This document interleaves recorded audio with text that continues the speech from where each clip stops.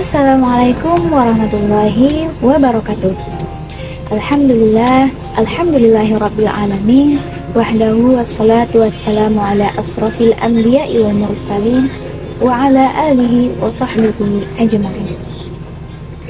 Teman-teman yang dirahmati oleh Allah Subhanahu wa taala, jika kita melihat kehidupan sekarang, semua bergerak dengan sangat cepat.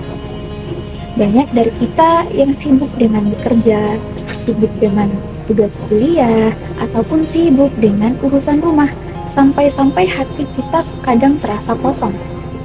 Tapi kita tidak tahu apa yang kurang. Dan seringkali yang hilang itu adalah satu hal.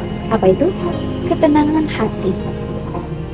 Padahal Allah Subhanahu wa taala sudah memberikan petunjuk dalam firman-Nya dalam ayat Quran Surah Ar-Ra'd ayat 28 yang berbunyi, Bismillahirrahmanirrahim, Ala bilikrillahi taqma'innul qulub, yang artinya, ingatlah, hanya dengan mengingat Allah hati menjadi tenang.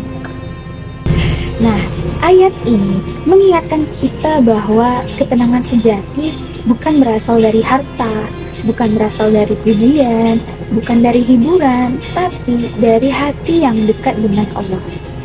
Dunia bisa menenangkan sebentar, tapi hanya Allah lah yang bisa menenangkan selamanya. Nah, teman-teman sekalian, menguatkan hati itu tidak harus dengan ibadah yang berat, namun bisa dari hal-hal yang kecil yang bisa kita lakukan setiap hari dan bisa membuat hati kita lebih dekat apabila dekat dengan Allah. Adapun hal yang pertama yaitu membiasakan bersyukur. Ketika bangun pagi, kita bersyukur masih bisa bernafas, itu adalah nikmat. Kemudian masih bisa makan, itu kita harus syukuri. Kemudian bisa berkumpul dengan keluarga, itu adalah salah satu rezeki yang besar.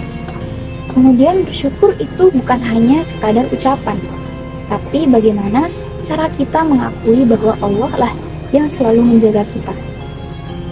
Kemudian yang kedua, yaitu menyisihkan sedikit waktu untuk berzikir. Tidak harus lama, bisa 5 menit sebelum tidur atau setelah bangun saja itu sudah cukup.